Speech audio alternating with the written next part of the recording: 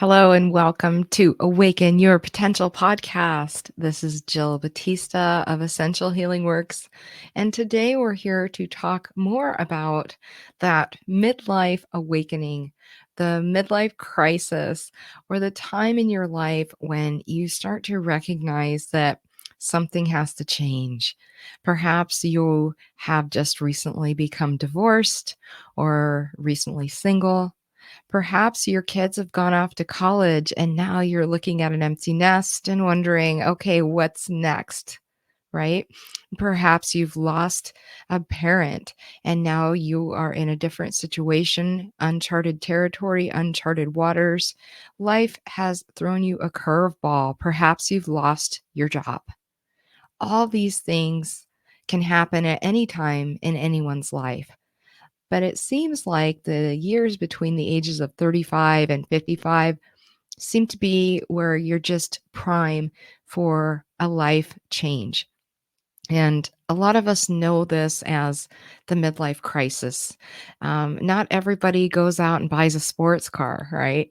Sometimes the midlife crisis, so to speak, is just this empty potential, this moment of kinetic energy where there is endless possibilities to make changes in your life that are positive, that are up levels and improvements. And it could be in all these different areas of your life. Perhaps devoted your entire life to taking care of others, your spouse, your children, and maybe even an aging parent. And now you have this opening, this opportunity to do something new, to shift, to change, to acquire a new lifestyle habit, a new lifestyle in general. So today, the topic is negative thoughts and powerful words. And this is a really big topic. I'm going to do my best to condense it into the time that we have here today. The reason why this has become important for me in my world years ago, when I was first introduced to this concept of positive thinking, um, I found that it didn't really work. Making affirmations and positive statements, I found over time, were kind of ways of spiritually bypassing what was actually happening in my life. Listen, sometimes when life throws you these challenges and changes, especially in midlife, it's not a fun time. It's a really hard time. In fact, I just went through probably the most challenging time of my life the past year. I would call it a dark night of the soul moment. And many of us go through these different times throughout our lives where we are literally in the driver's seat of a new path in front of us. And so oftentimes, what stops us from making changes or successfully setting out to achieve goals is our thoughts. And I read some statistics today about negative thoughts and thoughts in general. So there was a study done, and I'll go ahead and refer back to my notes so that I quote properly. In 2005, the National Science Foundation published an article summarizing this research on human thoughts per day. Okay. And it was found that the average person has about 12,000 to 60,000 thoughts per day. Of those thousands of thoughts, 80% were negative thoughts. And let's just stop there for a second. 80% negative thoughts. They went on to say that 95% of those thoughts were the exact same repetitive thoughts as the day before. This is huge. If you've watched the movie The Secret, you may have thought it didn't work. And you're right. They left out some really important bits of information when it comes to daily intentional practices, for true change and lasting transformation.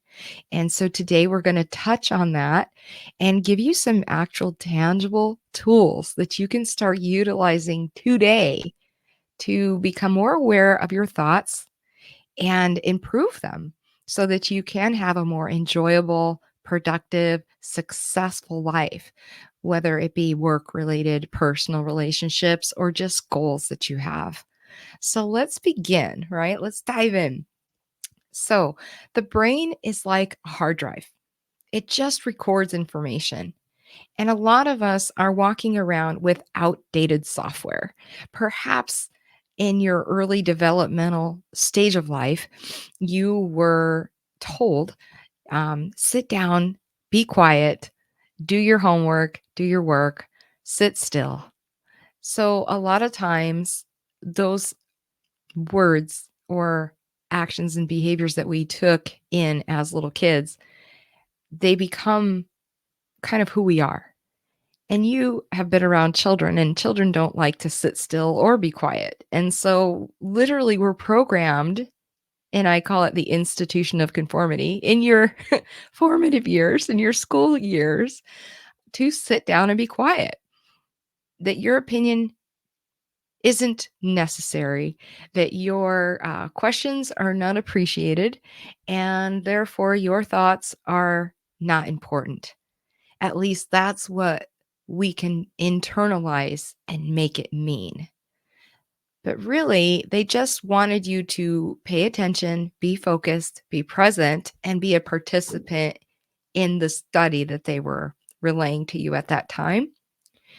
However, repeated enough, that thought of I should sit here and be quiet, not speak not ask my questions, not verbalize my thoughts, not share my feelings, we can internalize that at a very young age and think, what I say doesn't matter. My voice doesn't need to be heard. It's not important. Right?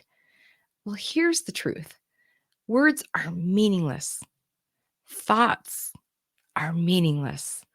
But when we attach meaning to them, then that changes everything. One of my favorite quotes by Wayne Dyer: when you change the way you look at things, the things you look at change. This was a life changing quote for me. And of course, I dove headlong into his work. If you haven't listened to any of his audiobooks or read them, I highly recommend checking out anything from Wayne Dyer. I think his work is phenomenal. And it was really the foundation for even looking into this for myself years ago. So I recommend Wayne Dyer's work for self exploration and self awareness. It's really amazing. His story is amazing. So, like I was saying, your brain is like a hard drive. It has one job, and that job is to keep you alive and keep you safe. Now, what does the brain think of when it comes to keeping you safe? Well, let me tell you, it's very simple. The brain deems what is familiar and known as safe. So anything new or unfamiliar is automatically considered unsafe, even if what's familiar to you is a negative thought that is holding you back and holding you hostage in your life. It's still considered safe because it's what is known and familiar. So, let's take this young child that was taught to sit still and be quiet and went through 12 even more years of that throughout high school, college, perhaps master's degree, perhaps doctorate. The longer that we're shown that this is the proper behavior and this is how we are to show up every day, silent, observing, participating in a way that is appropriate for class, it kind of just becomes most people's mode of operation. And then you take that same person and you put them in their work environment, and oftentimes they're again there to be quiet and participate in a way that is appropriate for their job. And so they can become, I guess, a smaller version of themselves by being quiet, by not speaking their truth, by not asking questions or sharing their feelings. Just do the job. Just do your job. Just get in your place, right? Okay. So I'm going to give you a personal example.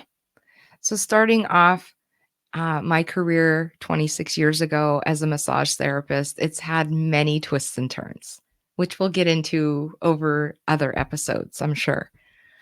But going from even just that jump in person body work to all of a sudden, I have an online practice as of 2020, where I'm working with clients in this capacity versus doing what I had known, what was familiar for over 20 years at that point. And switching gears, learning new things, learning new marketing tools. It was all unknown, uncharted waters for me. It was very necessary for me to pivot my career at that time, as you all know. And yet I had this fear that I didn't know what I was doing, that this was all new, and that I wasn't any good at it because it was so new and so unfamiliar. My brain did not have a point of reference where it could look back in time in the hard drive, in the files, and say, okay, there was a time when I worked online or when I created a podcast and there was no point of reference.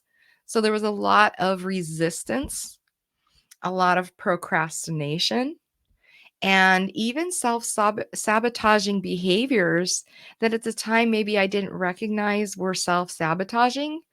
But let's just say on the days when I was set out to learn a new thing or take a risk and show up online to market myself, I would notice the dust in the ceiling fan. I would recognize there's dishes in the sink or laundry to be folded.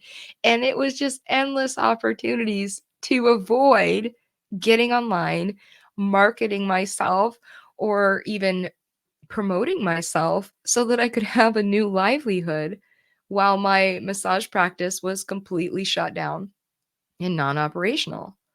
So, taking this huge risk, making this huge decision to go from an in person practitioner to an online practitioner, and eventually, years down the road, to creating this podcast is terrifying.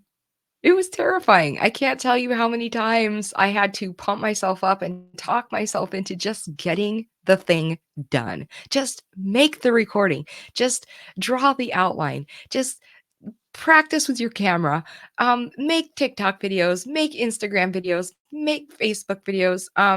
Yeah, it was really scary. So I started to notice ah, just the resistance that I was up against and the true desire, wanting to impact people's lives in a positive way, in a grander scale, more than just one to one in my little office in Mesa, Arizona. I wanted to impact people all over the world and share my knowledge, my tools, my wisdom for promoting happiness and wholeness in their lives, to help them to heal, to help them to transform and change. And so here I was, this, expert on change and transformation, and I was dragging my feet and all my baggage with me, not wanting to do the things that were going to help grow and promote my business. So, how can we change? When we're stepping into that next level of our life, whether it's now we're newly single, now we're not having to focus on our kids anymore. Maybe we are now faced with this opportunity slash terrifying moment where we are unemployed all of a sudden. What do we do? How do we change? I'm going to give you this kind of, I guess, uh, OARR. So you can remember oar. Okay. Like if you're on a boat and you've got an oar and you're paddling around, right? So here we are. You got to upgrade the software. Okay. So, the first thing that you need to know about the brain is it has that one job, right? Keeping you alive and keeping you safe.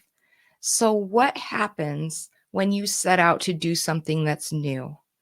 I give you a friend of mine lost his job recently, and he's feeling so out of sorts because all of a sudden he doesn't have a day to day routine, somebody to hold him accountable for showing up to work every day. So ask him what day of the week it is. He doesn't even know anymore. He doesn't even know what to do with himself because now he's not being told when to show up and what to do with his day. He's completely on his own in uncharted waters. So he needs an oar. Okay, observe. Observe those negative thoughts. Recognize that your brain is just doing its job. It's keeping out anything new and unfamiliar because the critical faculty, which is the part of your brain that basically is the gateway between the conscious mind and the unconscious or subconscious mind, that critical faculty is like a little watchdog and always on patrol for alerts, changes in the environment, possible threats. Think about like a rabbit out in the wilderness munching on its greens, and then all of a sudden, here comes a coyote. Well, that coyote immediately fight or flight or flee, right? And so, or not the coyote, the rabbit, for example. So the rabbit has this freeze moment and then usually will flee the scene because it's under threat. Okay. So think about our brain in that same scenario. I don't have a job anymore. What do I do with myself? Oftentimes we freeze because we don't know what to do. So in those moments, you might be saying to yourself something like, I don't know what I'm going to do to survive. I don't have enough money in my bank account. I'm really, really scared. I don't know what's next. What am I even good at? This job was it. This is what I set out to do. These are thoughts that I had when I changed my career from in person to online in 2020 abruptly. These are very similar thoughts to what I was having to deal with. So, those thoughts are negative thoughts. They're disabling thoughts. They keep you stuck in that freeze moment, right? So, if we can look at our thoughts from a compassionate, neutral perspective, think no attachment, think non judgmental, just simply observation, right? Because these words and thoughts are meaningless until we assign meaning to them. So, the first one is observe. Begin to become the silent, non judgmental witness of those thoughts. And as you witness those thoughts and become that non judgmental observer, the next step is acknowledging the brain. Because what is it doing? It's just trying to keep you safe and alive.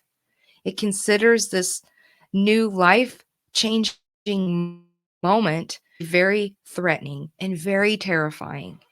So, acknowledging your brain can sound like, thank you, brain. I know you're trying to keep me safe. However, I really need to be focusing on getting a new job or changing my career or building a new life for myself now that the kids are gone. Whatever the thought is. Okay. And sometimes acknowledging the thought and acknowledging your brain might even sound like, shut the hell up. I got this. I know what I'm doing. Okay. For example, one of the things that you could do is leave sticky notes around. I have a couple here on my desk. One of them, when I was beginning to plan out my podcast, I was really, oh my goodness, I'm having all kinds of issues at the moment. Hold on. Okay, crashing has stopped. Exactly. Okay, that was a total nightmare, total disaster. And yet we just transition, we move on. Okay. Equipment crashing. Okay, so that just happened. No big deal. Okay. In the past, I probably would have hit stop, re-recorded this whole thing, and you know what? I don't have time for that, and it doesn't matter. Nobody cares, right? So as I was trying to show you my sticky note, for those of you that are watching versus just listening, this is one of my tools. When I'm in that moment of fear or unknown, for example, starting my podcast, I can notice that the negative thoughts are coming in. The procrastination is always my go to red flag moment. If I am dusting the fan blades or looking at the laundry when I know I need to be recording, I will stop. I will say, "Thank you, brain. I know you're just trying to keep me safe." And I will look at my sticky note. And this one, for example, says, "I'm an authority in my field. I rock the podcast industry." This little reminder is like, yes, we're new at this, yet we're amazing and we're going to kick butt and we're going to do the thing. So that's one way that you can observe and acknowledge. Okay. Replace. That was part of the replace. We're going to replace those negative thoughts with a positive thought that will help you to actually achieve that next step. So, like I just showed you, replacing the negative thought with, "I'm amazing. Technology always works for me. I rock the podcast industry. I'm an authority in my field." Those are the kinds of nice, positive, encouraging cheerleader thoughts. And you must become that for yourself. You become your own best friend, your own cheerleader, your own accountability buddy. Okay. The last part of that is repeat. So, the problem with The Secret for me, that movie, if you saw it or read the book, is that it missed a couple of points for me. And this was one of them. Okay. You can't just be one and done with this. You've had, what did they say in that study? The same freaking thoughts over and over and over again for probably most of your life. So this is not a one and done practice. This is a daily observation practice. And with time, it becomes absolutely automated. And that's what your brain loves. Automation is what the brain loves. Think about it. Your nervous system, your subconscious mind is running your breathing, your heart rate, your digestion. All of these things are happening behind the scenes, and you're not consciously thinking about it. You're consciously doing what you do every day. And behind the scenes, the brain is operating all your automated systems to keep you alive and well and safe. So, part of the reason why the brain doesn't like anything new is because it's already got things going on that are a little more important than your weight loss goal. Okay. Your brain is trying to keep you alive and functioning and safe. And every time you introduce a new thought, a new activity, a new goal, or something happens, it can feel like a catastrophe and get you into that frozen, stuck place. So we'll go over those techniques again, right? Observe the thought, become your own little watchdog. Start paying attention to the things that you say about yourself. Saying things like, I can't do this. This is too hard.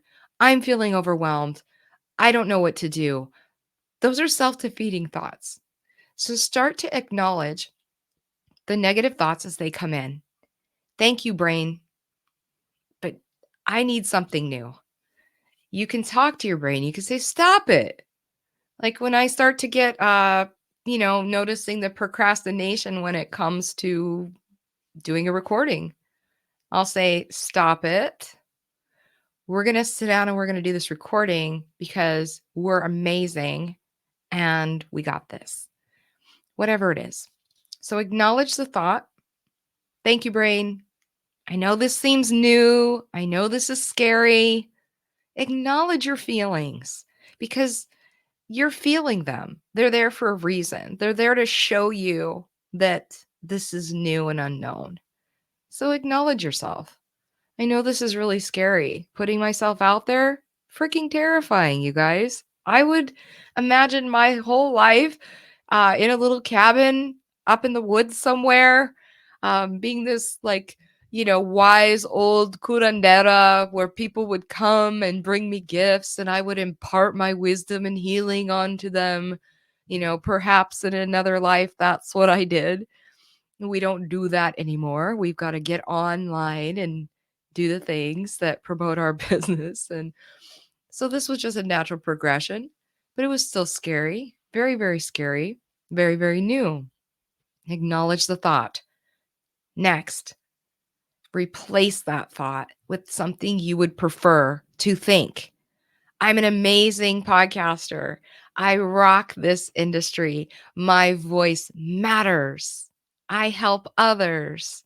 Whatever it is, make yourself a sticky note, something that's going to be observable. Put it on your bathroom mirror, put it on the dash of your car, wherever it is that you spend your time most, so that you're visually seeing it over and over and over again. And when you read it to yourself, feel it. Allow that feeling of, I'm confident. I'm creative. I know exactly what to do. I am competent. I know how to operate technology. And when mistakes are made, it's okay. My best is always good enough. There's all these mantras that I've created for myself over the years. So you can have a lot of fun with this. And repeat, repeat, repeat, repeat, repeat, because over time, it does change your brain.